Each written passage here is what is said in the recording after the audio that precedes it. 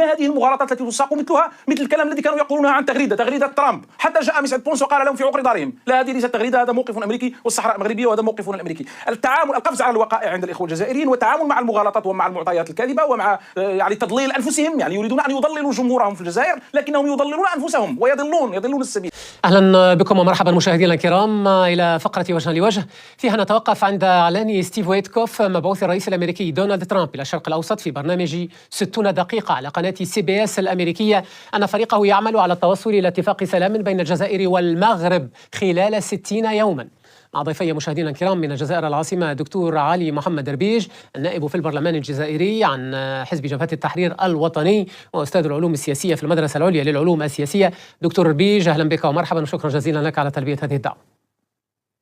اهلا وسهلا حكيم، السلام عليكم، تحيه ليك ولضيفك ولكل مشاهديكم الكرام. مرحبا بك، كل الترحيب. وبضيفي من الرباط الدكتور عبد الفتاح نعوم، استاذ العلاقات الدوليه في جامعه القاضي عياض بمراكش. اهلا بك ومرحبا وشكرا جزيلا لك على تلبيه هذه الدعوه دكتور نعوم. شكرا جزيلا أستاذ حكيم، وأهلا بك وبضيفك وبالسادة المشاهدين. كل الشكر الجزيل لكما ومرحبا بكما. ويتكوف يقول أن فريقه يعمل على إنجاز اتفاق بين المغرب والجزائر ويتوقع أن يتم التوصل إلى هذا الاتفاق إلى اتفاق سلام وفق تعبيره خلال 60 يوما بين البلدين الجارين اللذين تعرف علاقاتهما توترا منذ عقود. والسؤال: ما تعليقكما على هذه التصريحات اللافتة؟ وهل البلدان مستعدان فعلا لهذا الاتفاق؟ وما هي حظوظ التوصل إليه في المهلة التي حددها ويتكوف؟ أطرح عليك سؤال أولا دكتور عبد الفتاح نعوم، أستاذ العلاقات الدولية في جامعة القاضي عياض بمراكش. مرحبا بكم من جديد. أنا في تقديري أن المسألة أو هذه المبادرة أو هذا الاشتغال هو يعني الجزائر بالدرجة الأولى أو بشكل أساسي وجوهري. لماذا؟ لأنه المغرب لحد الآن منذ العام 2018 إلى الآن هناك 3 أو 4 مبادرات تقدم بها جلالة الملك بخصوص عودة العلاقات إلى سابقها هذه أو إلى يعني وضعها الطبيعي بين المغرب وبين الجزائر بما فيها فتح الحدود. أيضا المغرب لحد الآن لم يقطع لا علاقات ولم يقفل حدودا ولم يغلق أي شيء ولم يغلق مجاله الجوي ولا أي شيء. يعني كل هذه المبادرات التي نتحدث عنها الآن هي مبادرات أحادية الجانب من جانب الجزائر وفي تصعيد غير مبرر منذ أن في الحقيقة قام المغرب بتأمين وتنظيف معبر القرقرات من ممارسات بوليزاريو. إذا المعني المباشر هو الجزائر بهذا الموضوع، لا سيما ونحن نتحدث في ظل ظرفية أصبح هناك نوع من الانكشاف عند الجزائر فيما يتعلق بعلاقتها بالروس، فيما يتعلق بعلاقتها بفرنسا، علاقتها بالأوروبيين، ببريطانيا، بغيرها، يعني معظم الدول أو حتى جنوب إفريقيا والأزمات التي تواجهها في علاقاتها الثنائية مع الولايات المتحدة الأمريكية واختبار القوة الذي حصل. هناك انكشاف حصل للجزائر وبالتالي هي الآن تواجه مبادرة أو تواجه مشروع يعني الإلحاق بمبادرة ايزنستات، لأنه هذه المبادرة هي إطار تنفيذي لاستكمال مبادرة ايزنستات التي بدأت مع استوارة ايزنستات في العام 1998 واستأنفها استوارة ايزنستات نفسه باللجنة المشتركة بين الحزبين التي ترأسها في العام 2009 والتي قالت التالي: أن الولايات المتحدة الأمريكية تتعامل مع منطقة شمال إفريقيا باعتبارها أفقا استراتيجيا ينبغي أن يكون مستقرا ودوله متكاملة اقتصاديا، وأيضا ينبغي إنهاء كل المشاكل الموجودة في هذه المنطقة وفي مقدمتها النزاع المفتعل حول الصحراء المغربية. إذن الأمور مترابطة مع بعضها البعض، وفي الحقيقة من ناحية الدبلوماسية الأمر يعني للجزائر بشكل مباشر. طيب دكتور علي محمد دربيج، نائب في البرلمان الجزائري عن حزب جبهة التحرير الوطني، البحث عن السلام انتشر كالعدوى والناس يريدون التوصل إلى السلام في مناطق مختلفة، يقول ويتكوف لقناة CBS. ما الذي تقوله أنت بشأن إعلانه أنه يعمل مع فريقه على اتفاق السلام هذا بين المغرب والجزائر؟ وهل الجزائر هي المعنية بهذا الاتفاق أو المعني المباشر بهذا الاتفاق كما يقول ضيفي؟ شكرا عبد الحكيم، أنا استمعت بإمعان إلى ضيفك ولم أقاطعه وسأكون واضح في الرد في هذه المسألة. ضيفك يقول أن الجزائر هي المعنية بهذه المبادرة وأن الولايات المتحدة الأمريكية جاءت بهذه المبادرة لكي تجعل من هذه المنطقة منطقة آمنة ومستقرة. فقط أذكر كل المشاهدين بأنه لا يوجد في منطقة شمال إفريقيا دولة سعت في مسائل السلم وحفظ الأمن في القارة الإفريقية وفي منطقة المتوسط مثل الجزائر. الجزائر عضو مؤسس الاتحاد الإفريقي، عضو في الاتحاد المغرب العربي ما كان يسمى بالاتحاد المغرب العربي، وعضو كذلك في الأمم المتحدة. وهذه الجهود التي بذلتها الجزائر في مجلس الأمن فيما يتعلق بالقضية الفلسطينية.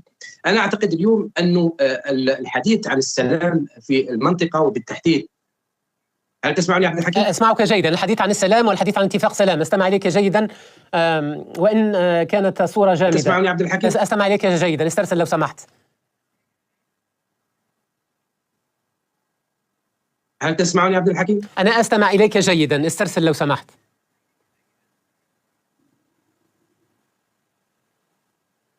دكتور بيج، لا تستمع إلي. طيب، في انتظار ربط الاتصال مجددا مع الدكتور علي محمد دربيج. أعود إليك دكتور عبد الفتاح نعوم. بدأت أن أتوقف معك في نقطة، لأنك أولا لم تجبني على كل الأسئلة.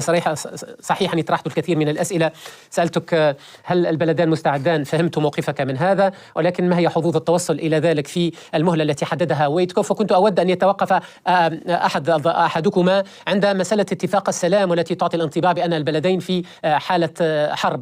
دعني تعليقك فقط على هذه النقطة، أستسمحك في انتظار أن نربط الاتصال مع ضيفي دكتور علي محمد دربيج من الجزائر. صحيح يعني لا مانع من ذلك. انا اقول انه في تقديري انه نهايه هذا يعني كل الذي يحدث والذي بدا منذ احدى حادثه القرقرات الى الان هو ان الجزائر ايضا ستلتحق بمبادره ايزنستات، وسيكون هناك سلام، وستعود الاميه الى مجاريها مع بين المغرب وبين الجزائر، او من جهه الجزائر مع المغرب في الحقيقه، لانه المغرب لحد الان لم يهدد لا بحرب ولم يفتعل اي شيء للجزائر، ولم يقول ان العلاقات وصلت الى مرحله لا عوده ولا كل هذا. اذا المساله برمتها تتعلق بخيارات ذهبت فيها الجزائر منذ 5 سنوات. اذا المبادره هي تعني الجزائر من ناحيه الموضوع 60 يوما، يعني 60 يوما نحن نتحدث عن نهايه السنه، يعني مع نهايه السنه الاجنده الامريكيه تريد الوصول الى خارطه طريق يتم تحييد الجزائر من خلالها حيال النزاع المفتعل حول الصحراء المغربيه، ثم من ناحيه اخرى يتم ادخال هذا النزاع المفتعل في اتجاه الطي النهائي، لا سيما يعني الاحاديث التي تدور. دكتور نعوم، استسمحك مجددا. طيب، استسمحك مجددا، سناتي في مرحله لاحقه على مساله الصحراء الغربيه ومجلس الامن. اعود الى الدكتور علي محمد دربيج بعد ان ربطنا الاتصال معه، واستسمحك في ان تواصل قراءتك وتحليلك دكتور ربيج ردا على السؤال الذي طرحته عليك. إذن واصل عبد الحكيم في إجابة على السؤال الأول فيما يتعلق بالآن طبيعة العلاقات الجزائرية المغربية. الخلافات الجزائرية المغربية خلافات عميقة وتاريخية وقديمة جدا، ولا أتوقع أن مبادرة السلام التي تتبناها الإدارة الأمريكية، وعلى فكرة هي حرة الإدارة الأمريكية، أن الرئيس ترامب الآن يأخذ مقاربة أنه يريد أن يفك كل النزاعات ويحل كل النزاعات على مستوى العالم، وإن كان فيه تلكؤ وفيه فشل في بعض الملفات، الملف الروسي الأوكراني الفلسطيني الإسرائيلي. ولكن اليوم لما نتكلم على سلام لسنا في حرب مع المغرب، يوجد خلاف عميق تاريخي.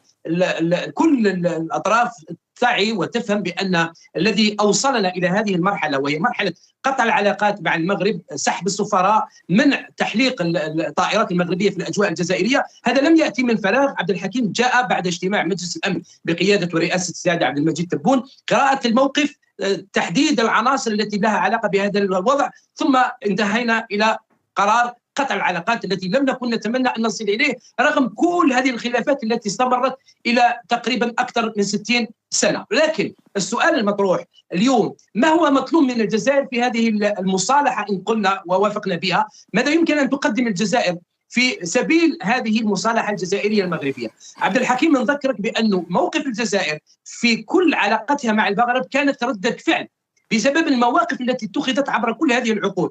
فقط دعني أرجع إلى سنة 1994 عندما قررت الجزائر غلق الحدود مع المغرب، والسبب كان هو اتهام المغرب بأن الجزائر هي وراء التفجيرات التي حدثت في المغرب.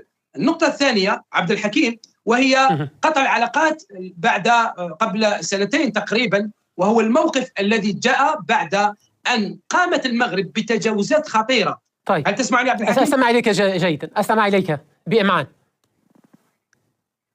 طيب، يبدو أن فقدنا الاتصال مجددا. أعود وأعطيك الكلمة ضيفي في الجانب المقابل دكتور عبد الفتاح نعوم، باختصار شديد لو سمحت دكتور نعوم. ذهاب الجزائر إلى فكرة. طيب، سنعالج إشكال الصوت. دكتور نعوم، أعود إليك. يقول لك الجزائر والمغرب ليس في حالة حرب حتى يتحدث ويتكوف عن اتفاق سلام يحمل مسؤولية ما وصفه بأنه خلاف عميق للمغرب. باختصار شديد على هذا في هذه النقطة دكتور نعوم، حتى ندخل أيضا في صلب المحور الثاني من الحلقة، الوقت داهما. لا لا، هو فعلا المغرب والجزائر ليس في حالة حرب، لكن هي الجزائر تبنت خطاب الحرب طوال 3 سنوات تقريبا، وهي تتبنى خطاب الحرب، بل أكثر من هذا ما يسمى بالتصعيد البهلواني اللامسؤول والصبياني الذي تقوم به بوليزاريو منذ العام 2020، خصوصا وأنه في الفيسبوك معظم نشاطاته في الفيسبوك تتبناه الجزائر وتدعمه، لأنه ينطلق من أراضيها، يعني أعمال عدائية تنطلق من أراضي الجزائر.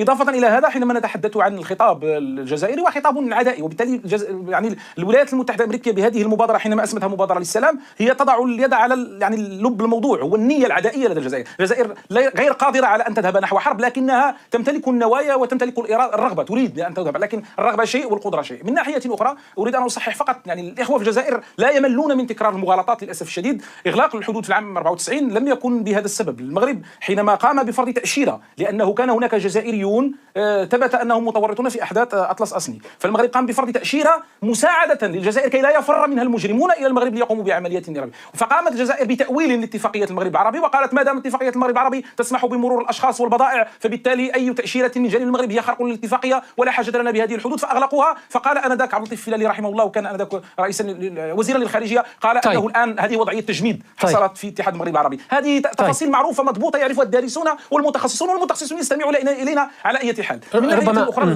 قطع العلاقات أو الإجراءات الأخيرة، هي الإجراءات الأخيرة هذه أيضا مغالطة. المغرب لم يقم بأي تهديد للجزائر بأي شيء. هذا الأمر يتعلق بكلام لسفير المغرب في الأمم المتحدة، تحدث من خلال يعني مقارنة بلاغية أو مسألة افتراضية. حتى أكون منصفا من حيث الوقت يعني دكتور نعوم.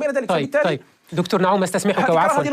تكرار هذه المغالطات لن يفيد شيئا. طيب، ربما ما يطلعنا مؤشرات على الموقف الجزائري وما ذهب إليه مسعد بولس مستشار الرئيس الأمريكي لشؤون أفريقيا والعالم العربي والشرق الأوسط. قال مؤخرا في مقابلة تلفزيونية مع قناة الشرق السعودية إنه التقى الرئيس الجزائري عبد المجيد تبون ووجد عنده ترحيبا بإعادة بناء جسور الثقة مع الشعب المغربي. دكتور علي محمد ربيج، ليس فقط ومع الملك أيضا والحكومة والدولة المغربية، بمعنى أن الجزائر لديها الاستعداد اليوم والرغبة لطي صفحة الماضي مع أنا لا أسمع عبد الحكيم، أنا لا أسمع ولم أتابع رد ضيفك. لا تستمع إلى سؤالي؟ لا تستمع؟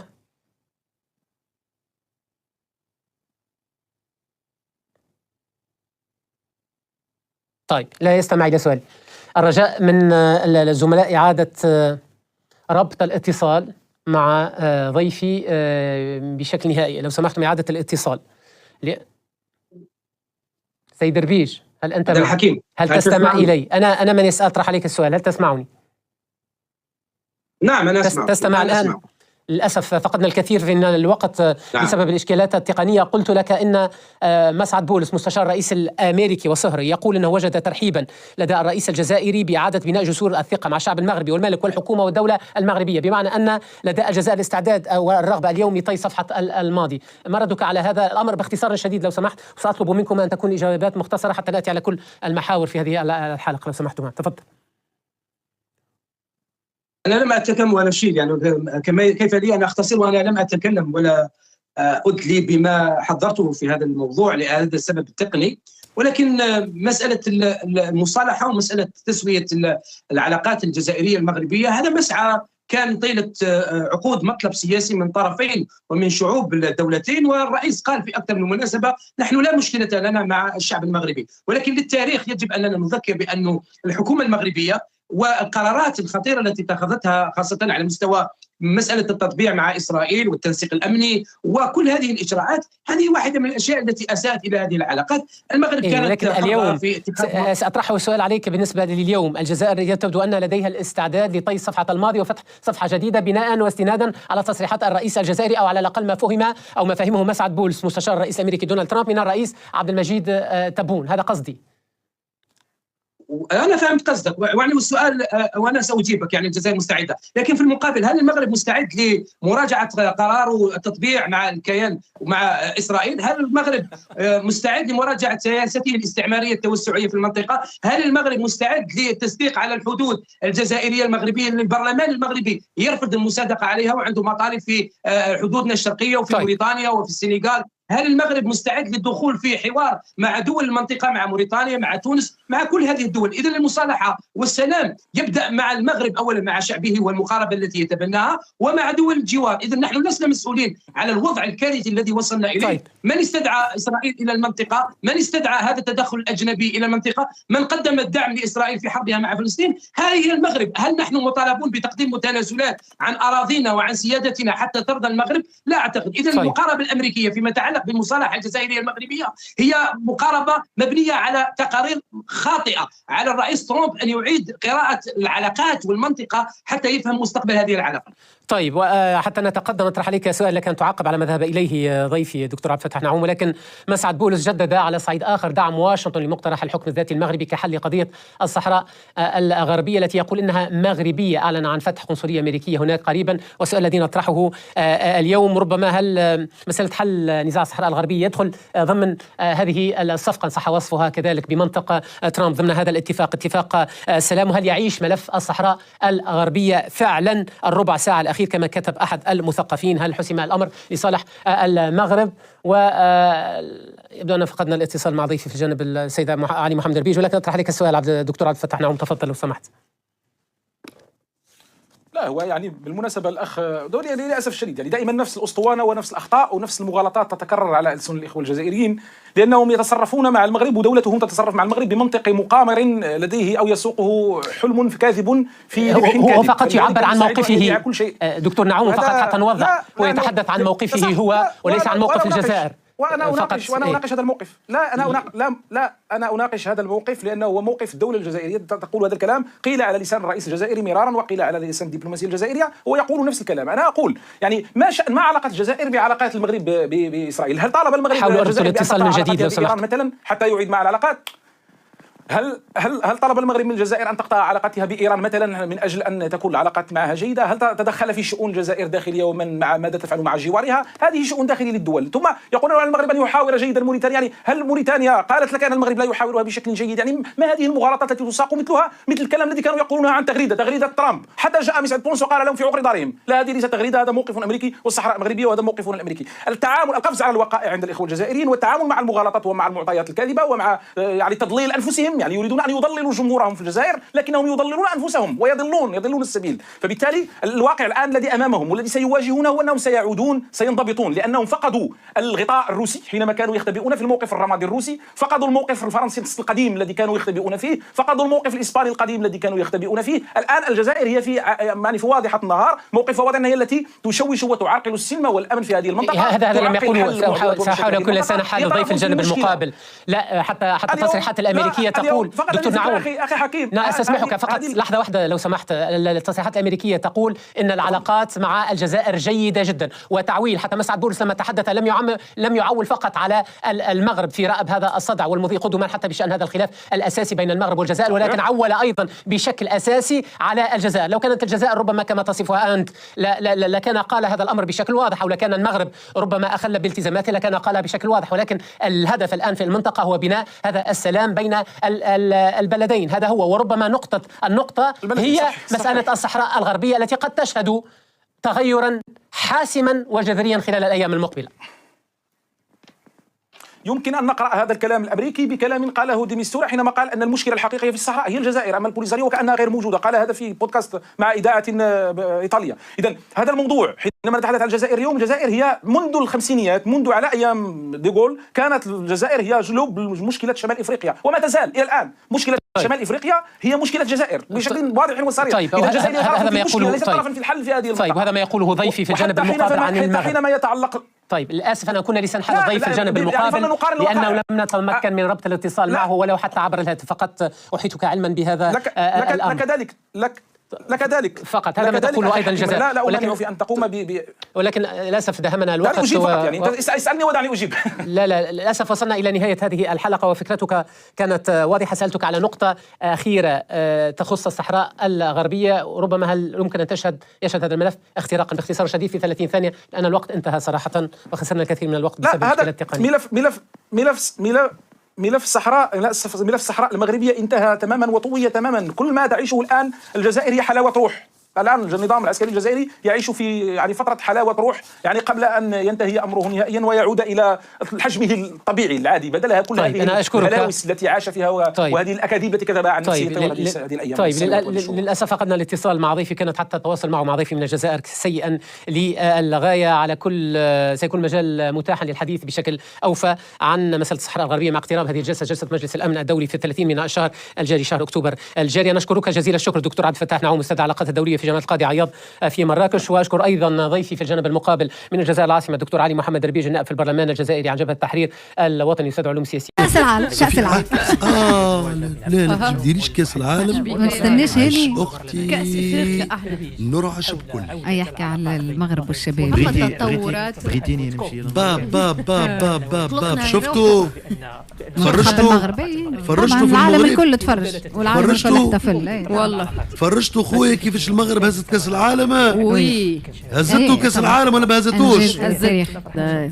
شفتوا المغرب البارحة يا زينب؟ شفت بس يا جعفر على ذكر المغرب سامحني، لا خليني في الكورة. لا في الكرة باش نخليك. وقتاش ماشيين للمغرب نحن على حساب هكا مستحيل. علاه يا ريت المغرب ولا ريتها ربح الارجنتين فينال. نمشيو نشوفوا شنو الشعب هذا ايش عمل. نشوفوا علاش ربحوا. علاش ربحوا خلينا نحللوا.